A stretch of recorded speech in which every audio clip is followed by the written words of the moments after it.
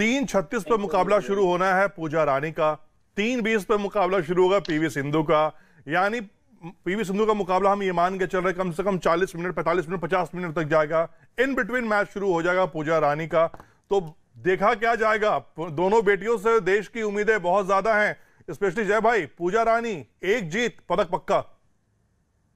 देखिए, मैं आपको बताना चाहूंगा कि पूजा रानी जी का भी हिस्ट्री काफी अच्छी रही है बॉक्सिंग के अंदर, और आपने देखा है कि उनकी जो अपोनेंट्स है वो भी 2016 की ओलंपिक्स की ब्रॉन्ज मेडलिस्ट हैं। तो अपोनेंट्स इतना कमजोर नहीं है, लेकिन दोनों बेटियों में बहुत ज्यादा दम है।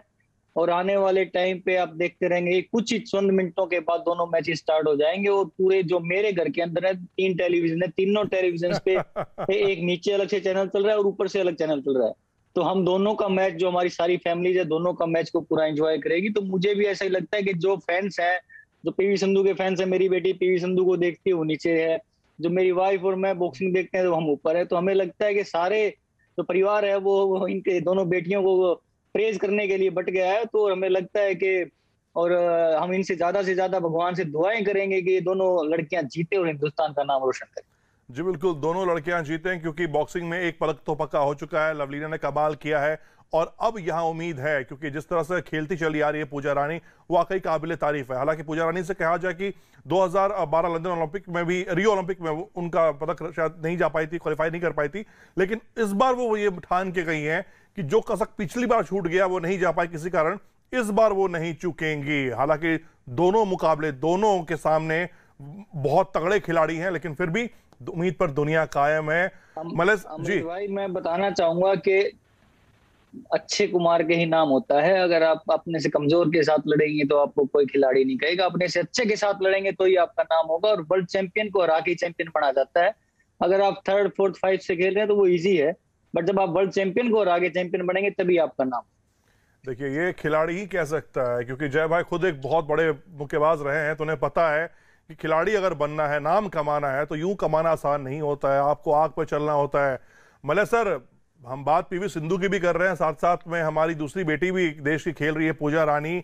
उनके सामने भी मुकाबला काफी कठिन है, लेकिन कहते हैं ना, राह आसान हुई तो जीत का फायदा क्या।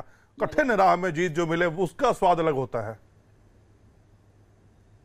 बिल्कुल अलग होता है। और when the going gets tough the tough get going, अंग्रेजी की भी कहावत है। आज जो अमित पंघाल के हाथ से निराशा हाथ लगी है भारत को, उस निराशा को धो देंगी, ऐसा मुझे उम्मीद है पूजा रानी। और जब ये मुकाबला होगा, ली कियान, जैसा कि जय भगवान बता रहे थे, ब्रॉन्ज मेडलिस्ट हैं रियो ओलंपिक्स की, लेकिन जब आप ओलंपिक के पदक के लिए वहां पहुंचते हो रिंग के अंदर, तो कौन गोल्ड मेडलिस्ट है और कौन ब्रॉन्ज मेडलिस्ट है, अगर आप ये सोचने में रह गए तो फिर आप आगे बढ़ ही नहीं पाओगे। तो फिर तो कोई रिकॉर्ड टूटेगा ही नहीं। रिकॉर्ड बनते ही हैं टूटने के लिए। और आज देखना यह है कि पूजा रानी उस रिकॉर्ड को तोड़ पाती है कि नहीं जो ली कियान ने अपने नाम किया हुआ है। और मुझे कोई शक नहीं, जिस तरह से पूजा ने पहला प्रदर्शन किया था अपना, इससे पहले सब ऐसा लग रहा था कि उनके चेहरे पर एक शिकन नहीं, बिल्कुल निश्चिंत भाव से ऐसा लगता था कि मैं तो जानती हूं कि तुम मुझसे कमजोर हो, वो वाला भाव था। अगर वही भाव रहा और थकान नहीं हुई जो अमित पंघाल में हमें सुबह देखने को मिली, बड़ी निराशा हाथ लगी, अरे अमृत भाई वहां, जबकि देखा कि एक बाउट के बाद ही, फर्स्ट राउंड के बाद ही ऐसा स्टेमिना उनका खत्म हुआ। तो उस तरह से इस लड़की में नहीं है। पूजा रानी के बारे में अगर आप देखें, विदेश के समीक्षक भी लिख रहे हैं कि इसके दमखम में कहीं कोई कमी नहीं है, इसकी फिटनेस में कहीं कोई कमी नहीं दिखती, इसकी स्ट्रैटेजी बड़ी सोची समझी रणनीति के तहत, ये नहीं कि अंधाधुंध हाथ चलाए जा रहे हैं और कहीं लगा तो लगा, नहीं लगा तो कोई बात नहीं, उस तरह की बात नहीं है। ब्लाइंड पंचिंग, ब्लाइंड हिटिंग नहीं है, बहुत सोच समझ कर। डिफेंस पे भी जोर है, अटैक पे भी बहुत सोचा समझा जोर है। एक तो बात उसे बहुत देखकर मुझे सही लगता है कि कहा, पूरा भारत आज उनके साथ है। एक बात बहुत सही कहा, जो खुद जय भी कह रहे हैं कि आसान खिलाड़ी से जीता तो क्या जीता। और आपने भी सही कहा कि अगर मेडल देख के ही खेले तो क्या खेले। ऐसे में तो अतानु दास ने डबल गोल्ड मेडलिस्ट को हराया, लेकिन आज जो परफॉर्मेंस मिला अतानु से, वो भी बहुत निराशाजनक रही। जय भाई, मैं आपसे ये जरूर जानना चाहूंगा, जो आज अमित का देखने को मिला, वर्ल्ड नंबर 1 खिलाड़ी, और इस तरह से, मतलब ये जरूर ना जरूर सोचने और समझने वाली बात रही होगी, फैंस ही जानना चाहते हैं आखिर ऐसा हुआ क्या। अमृत भाई, मैं इसके अंदर आपको बताना चाहूंगा कि दोनों टीमें ओलंपिक से पहले इटली के अंदर तैयारियां कर रही थी, कोलंबिया भी और इंडिया भी।